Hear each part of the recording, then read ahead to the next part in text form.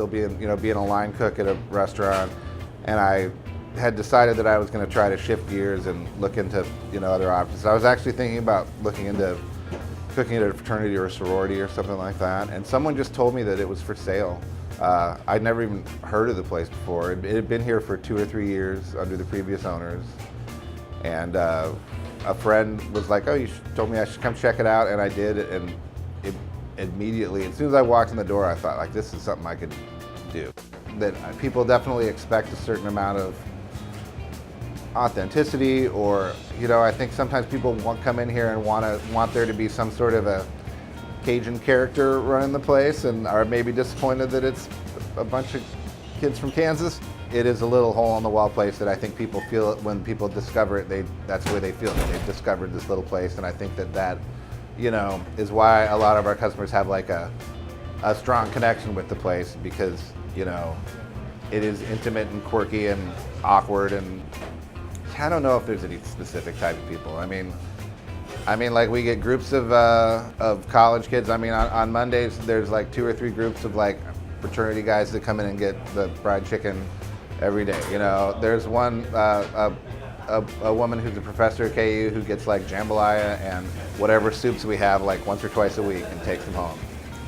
It's rare that somebody comes in that is completely foreign to the idea of the type of food. I mean, people constantly come in and just ask whoever is at the counter, like, what should I get, or what's the best thing, so I always recommend whatever our special is that day, just because I genuinely think they're all very good.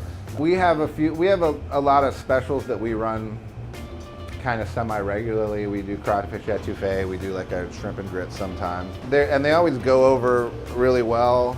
In Front Street, they almost go over too well, because then we always decide, well, we should put that on the menu too. Most of the recipes that I inherited, I've kind of tweaked and changed a little bit to my own likings. Like shrimp and catfish, po' boys are, I think the sort of safest, and most familiar sounding thing. Doing them, the item that people seem to get the most excited about are the hush puppies. So, I mean, whenever we do catering things or we donate food somewhere, the hush puppies are always the first thing to go. I don't know if I want to call it our signature dish, but that definitely seems to be the thing that people rave about the most. I do. I have random people yelling about hush puppies everywhere I go, and it's weird. It's a weird type of celebrity, I guess, that I'm like, oh, well, that person knows who I am and associates me with hush puppies. I guess that's okay. It's been a very quick, almost been 6.5 years, I guess, since I took over the place. I'm really grateful that we're still here, and that people come in and people like it, and that people are still discovering it, and it's fun. I mean, it's fun to be just a part of the Lawrence community in general, and the Lawrence culinary community. Lawrence, a few years ago, didn't have a real great reputation for having a lot of restaurants. I mean, people went to Kansas City, and I think now there's so many more places that, I think it's just a positive thing for downtown and the town in general, the more places there are.